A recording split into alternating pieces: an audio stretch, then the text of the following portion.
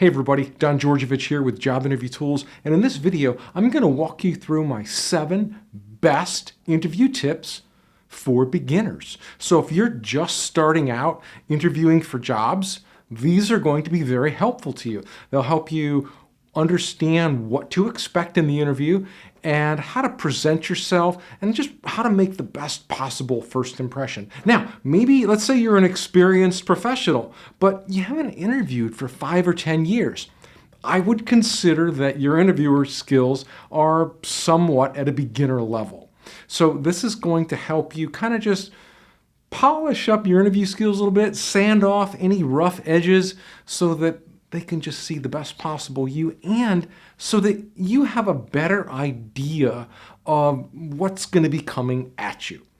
So before we dive right in, if you like this channel, you like the kinds of things that we're doing here, hit the subscribe button. That way you'll get notifications every time I release a new video. And if at the end of this video you found it helpful, you liked it, I'd appreciate it if you would give it a thumbs up. This will help me make more videos that you want to see and that are helpful to you. So let's dive right in. First one is salary. And this is one of the things that nobody, or at least job seekers, never seem to like to talk about. And everybody's always scared about talking about money. But I look at it this way. Are you willing to work for free? Obviously not. So money is at the root of whether you go work here or not. And that's the case for most people. Now, I'm going to cover salary from 2 points. Now, the first way is when they first give you the call and say, hey, Don, are you interested in a position? Would you like to come in and talk about it? So that's where they contact you over the phone and invite you to an interview, or just kind of ask you a little bit more about what you're looking for. Now, that is one of the best times to bring up salary, usually at the end of that phone call or somewhere in between. And I like to simply say, has a salary range been determined for this position? Now, this will help you decide whether you want to even go on this interview or not. Now, let's say, for example, this job pays $50,000 a year, but your salary range is in the 70 or 80 range. If you don't find out what the job pays until you show up for the interview, you've just wasted a bunch of your time and a bunch of their time. But if you just simply ask that question during the initial phone contact, you can find out whether you want to move forward or not. Now, sometimes they don't know. They might say, you know what, we haven't decided yet, or the hiring manager knows that, and that's okay. But it's okay for you to bring it up. Now, you might be saying, Don, I already have my interview scheduled. They already called me. I didn't get a chance to ask that. And that's totally cool. You're not alone. That's usually what happens for most people. So the best way to bring up salary in the job interview, whether you're meeting them for the first time on Skype or you go down to their office, is wait until the end of the interview. Don't bring it up in the beginning, unless they do. One of their questions might be, what is your salary range? But still, that'll usually be near the end of the interview. Now, if they don't bring it up, and sometimes they don't, I don't know why, but if at the end of the interview you felt like you've had a good interview and this is a job that you'd be interested in, you can simply ask them, hey, Mr. Interviewer, I'm really interested in this work and I think I could really be a lot of value here. Has a salary range been determined for the position? Now, it's very important that you ask it like that, because that way you're not saying, what does the job pay? Because it just kind of has a different meaning. Simply ask, has a salary range been determined for the position? It's a simple yes or no question. If they say yes, then they'll likely lead into what that range is. Or they might say, no, it hasn't. And then you say, okay. Now, they might turn it back on you, and they might say, what is your salary range? What are you looking for? And that's where you need to be quick with an answer. You need to have a response that is fair market value for yourself. So let's say, for example, for the type of work that you do, you're worth $60,000. Your salary range might be, $55,000 to $70,000. $55,000 to $75,000. Usually I like to go with a $15,000 to $20,000 span. Now, your low range, make sure that that's your bottom. So if they were to offer you one dime less than your bottom low range, you're out. So those are numbers that you need to have on your notes or in your pocket or whatever. You need to know what you're willing to accept, and you need to be quick with it. You don't want to be in the interview and saying, well, I don't know, I'm not sure how much I'm willing to take. You don't want to play that game. When you're talking about money, you need to be quick and you need to be direct. So let's move on to number 2. A lot of interviews these days are over Skype or over Zoom. Now, there's all kinds of little tips and tricks and stuff you could go with on Zoom, and I have a separate video about that. But just very briefly, one of the common questions I get is, how should I dress? I always say dress professional. Always, something with, a nice collared shirt or, whatever, some kind of professional clothing, because you don't want to show up in a t-shirt or something like that. You don't want to show up with, bed hair or anything like that. Show up professional. Plus, this will even make you feel more professional. Now, also, when you're on Skype, some of the things that I like to do, I never like talking into the little webcam. I don't really think the microphone on that's very good, so I always have a separate headset with a microphone so that when I'm talking, they can hear me very clearly, and when I have a headset on, everything they say gets pumped directly into my ear so I can hear exactly everything they're saying without saying, what was that? And then another thing, while you're on Skype, make sure you turn off all of your notifications, close your email. I have been on Skype consultations with so many of my clients, and almost every one of them, they have little email chimes coming in, ding, ding, ding, while we're having a meaningful consultation. Now, if you're doing this with your interviewer and your messenger is going off, ding, ding, ding, it's just not going to look good for you. It's not going to be showing your most professional side.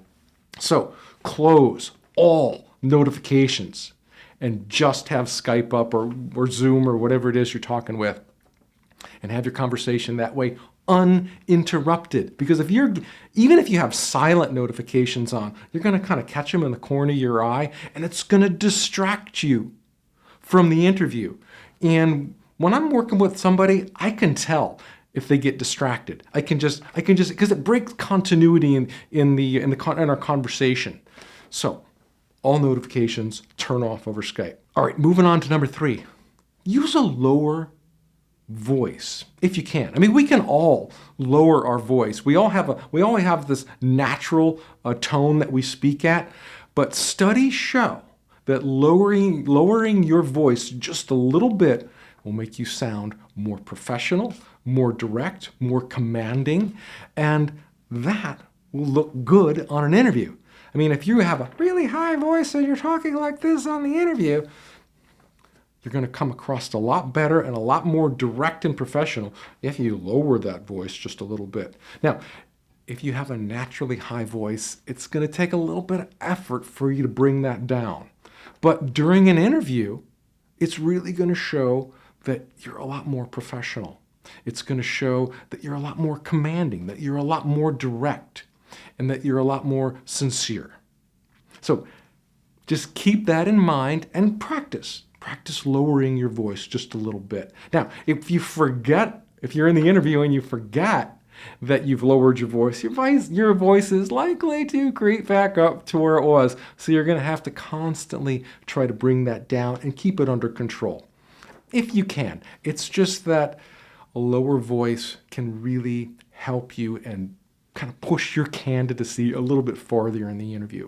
All right, so moving on to number 4. This also has to do with voice and speech, and it's called the rule of 7, 38, 55. And what those numbers actually mean, and this is scientifically proven, it means that all communication, all our forms of physical communication, only 7% is carried through our direct speech. So that means the words that you use don't have as much of an impact as how you use them. So if I'm just reading off to you and I'm speaking like this, you're only going to grasp 7% of what I'm saying just from my words alone. Now, it goes up to 38% when you enhance your voice, when you have voice inflection. So you might want to talk real soft. You might want to talk real loud to emphasize your points.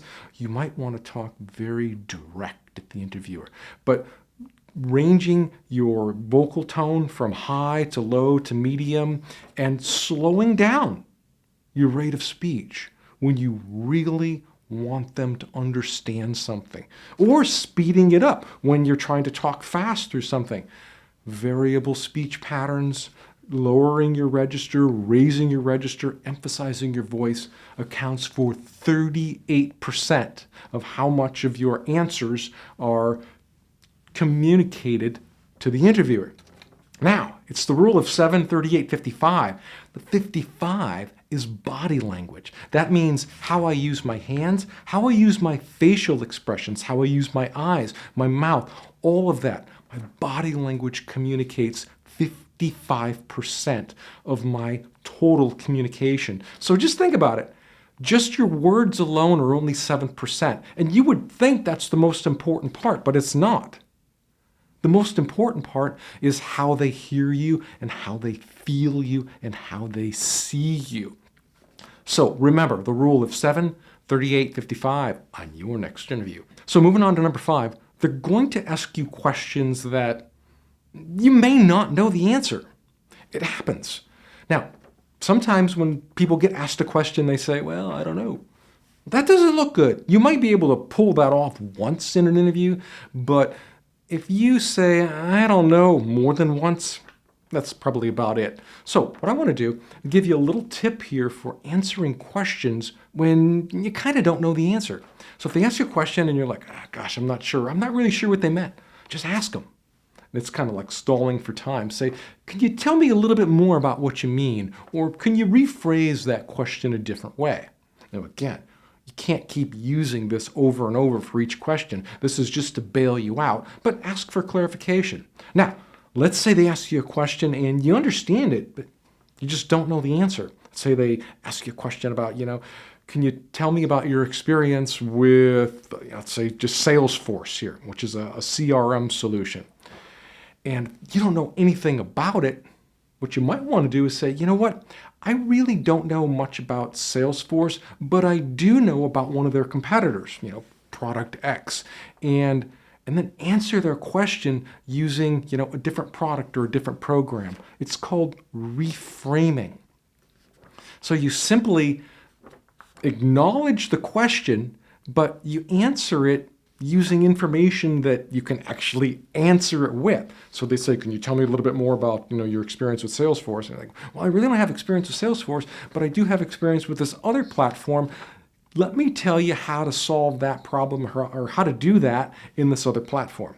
And that way you just reframe the question and you get away from not having to say, I don't know. All right, moving on to number 6. When you get to the end of the interview, and let's just assume that everything went well, you want to get some feedback from the interviewer to kind of gauge how they feel about you. So one of the questions I like to ask is, Mr. Interviewer, I'm really intrigued by everything you're doing here. I like this position. I think I could really fit in around here. Let me ask you, if I were to come to work for you, if we were to come to an agreement and I came to work for you, how would you see me fitting in around here over the next 6 months?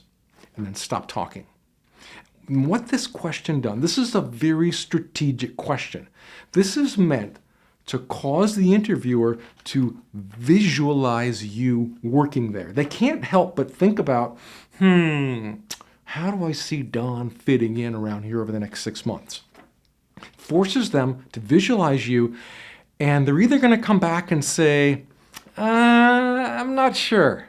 And if they do that, that's the kiss of death. That means that they can't see you working there. That means they're never going to call you again. So what you want to do is try to fix that Well, you can. And you might simply say, what kind of concerns do you have about me coming to work here? And then they'll say, well, we're not sure about your experience here, or we wish you had a little bit more expertise in this area. I don't know what they're going to say, but they're going to tell you what their concerns are. Now, it's better to find out their concerns now while you're in the interview than, 2 weeks later when you call up and say, hey, did I get the job? And they'll be like, no. So you want to find out now. That way it gives you an opportunity to do something about it. You can actually address their concerns in the interview. Now, they also might come back and say, well, if you were to come to work here, I could see you working on this project and that project and then moving into this department. And that's exactly what you want to hear, because now they just visualized you in the role and they can see you in the role. And now you can go to the next step, which is the final close, which is number 7. And then you might want to simply say, hey, that sounds great. When do you guys plan to make a hiring decision? It's a very strategic question that you want to ask. And that's step number 7, the last thing you want to do. When do you plan to make a hiring decision? And they're probably going to say, oh, well, we hope to interview a few more candidates and then maybe in 2 to 3 weeks. And then your follow-up to that is, hey, do you mind if I follow up with you before that? And they'll be like, yeah, sure. And then get their phone number and get their email address. And that way, you're essentially asking for permission to follow up. So in a week or two, maybe a week before they make a hiring decision, you call them up or you email them and you say, hey, I was just following up on the position. I told you I'd give you a call about this time.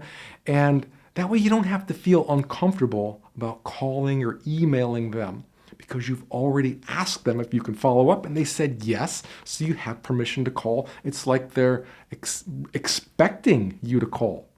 So there you go, my friend. 7 steps for beginners for your next interview. And I got something here for you before your next interview is head on over to jobinterviewtools.com/top10, put in your name and email address, and I will send you my best top 10 interview questions, and these are going to walk you through how to answer some of the most common questions that you can expect to get on a job interview, like tell me about yourself, why do you want to work here, what are your weaknesses. I've got some questions in here to ask the interviewer, and this little guide is free. It's my gift to you just for being here, for being a subscriber and watching the other stuff that I do here. This guide is going to help you on your next interview. Now, if you like this, if you like the content that's in here, I want to give you something that's going to take you to the next level. And that is called the Complete Interview Answer Guide. This is like the Bible of interviewing. This is a 130-page book that's going to walk you through how to answer behavioral questions and 140 other questions it's going to teach you to be prepared for. Now, you're not going to get 140 questions in a job interview. Maybe you get 30 or 40, but this book is going to help you understand all the questions that are coming at you, and it's going to totally get you prepared. And you can get this from jobinterviewtools.com. It's like $50 for the ebook. I also have a audio and video version of this book that you can get, and I also have the hard copy. If you really want the physical book, you like me, you like to hold on to something and study and mark up pages, you can get this also from jobinterviewtools.com. I will ship it right out to you. And the cool thing about this, when you order the hard copy, you also get the audio version, the video version, and the ebook. So there you have it, my friend. 7 steps to preparing for your next interview if you're a beginner, and a couple of extra tips there on how to answer the most common interview questions in a job interview. So that, my friend, is all I have for you today. Good luck on your next interview. And if you like this video, please give it a thumbs up and let me know. And that way I can make more videos just like this that you want to see and that you enjoy. So take care. Good luck on your next interview. See you in the next video. Bye now.